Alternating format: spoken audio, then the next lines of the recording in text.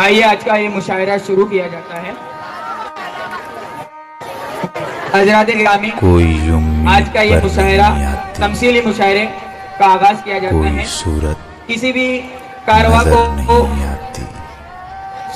सफर करने के लिए कारवा की जरूरत होती है। इसी तरह आज के मुशायरे को कामयाबी का सफर तय करने के लिए एक सदर की जरूरत है।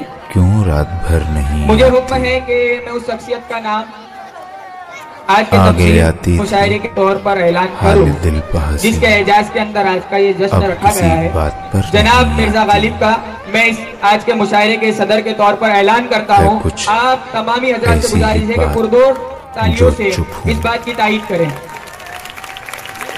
जनाब मिर्जा गालिब तशरीफ लाए। जो चुप हूँ वरना क्या बात कर नहीं आती। हम वहां हैं जहां से हमको भी